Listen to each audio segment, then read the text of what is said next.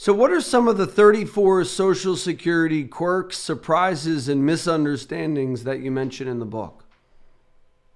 Yeah, this is a summary of some of the interesting things spread about the rest of the book. One of my friends calls it the Cliff Notes version of the book.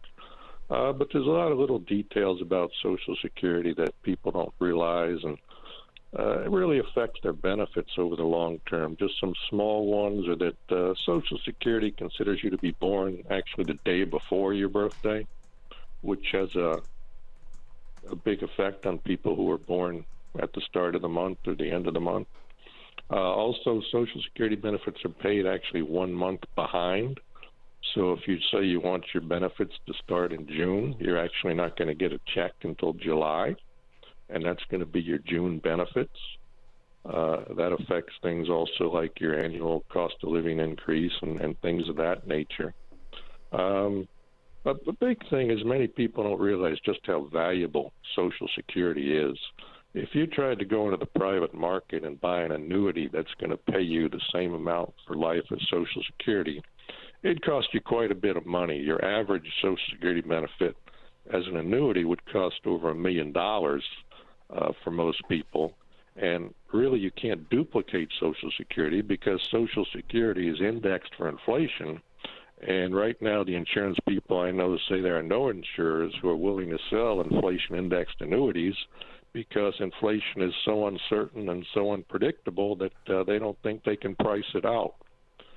So those are just a couple of the highlights in there.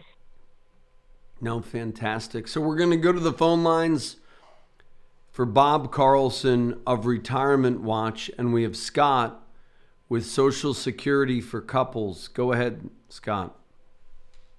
Thank you for taking my call, Josh.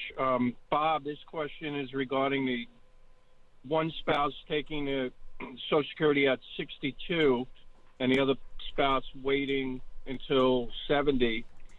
But I thought if you were born after 1958, they changed that, and you can't do that anymore.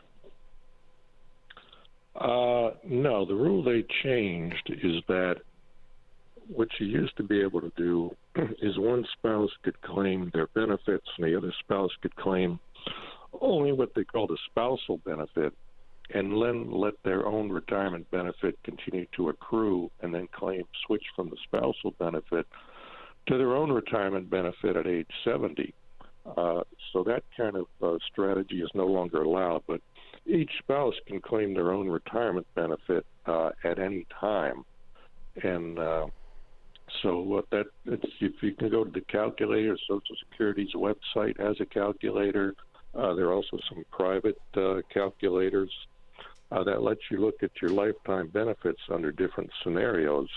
And often in these cases, the strategy that works best for married couples is the higher earning spouse delays benefits as long as possible, and then the lower earning spouse can claim early, even as early as 62.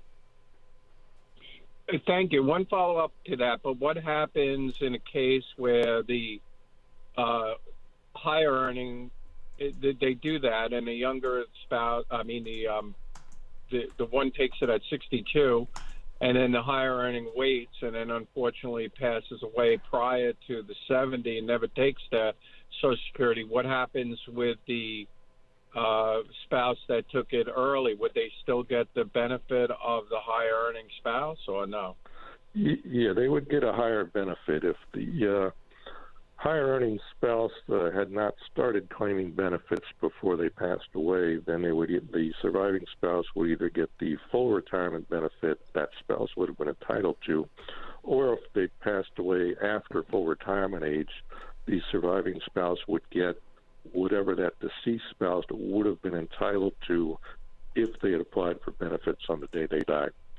So either way, you get some accrued benefit even if the higher earning spouse passes away before age 70.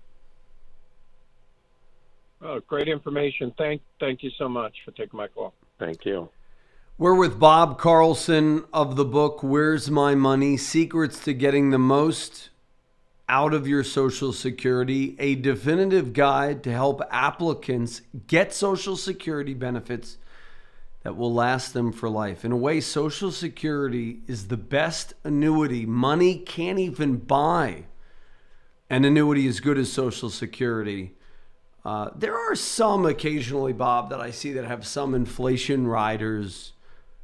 Certainly not as robust as Social Security, where every delayed retirement credit, I believe, is equal to about an 8% simple interest bump every year you don't take Social Security from 62 to 70. The preceding program was sponsored by the Jalinski Advisory Group. Any awards, rankings, or recognition by unaffiliated third parties or publications, including 5-Star Wealth Manager, Advisory of the Year finalist by Senior Market Advisor, and top of the $1 Million Roundtable, are in no way indicative of the advisor's future performance or any individual client's investment success. No award, ranking, or recognition should be construed as a current or past endorsement of Josh Jalinski or Wealth Quarterback LLC. Information regarding specific awards, rankings, or recognitions is available on the Wealth Quarterback website at www.jalinski.org. All investment strategies have the potential for profit or loss. Investment strategies such as asset allocation, diversification, or rebalancing do not assure or guarantee better performance and cannot eliminate the risk of investment losses. There are no guarantees that a portfolio employing these or any other strategy will outperform a portfolio that does not engage in such strategies. This broadcast should not be construed by any client or prospective client as a solicitation to effect or attempt to effect transactions in securities or the rendering of personalized investment advice. Due to various factors, including changing market conditions, the information discussed in this broadcast may no longer be reflective of current positions or recommendations. While information presented is believed to be factual and up to date, Josh Jalinski and Wealth Quarterback do not guarantee its accuracy, and it should not be regarded as a complete analysis of the subjects discussed. The tax and estate planning information discussed is general in nature, is provided for informational purposes only, and should not be construed as legal or tax advice. Listeners should consult an attorney or tax professional regarding their specific legal or tax situation. Advisory services offered through Wealth Quarterback LLC.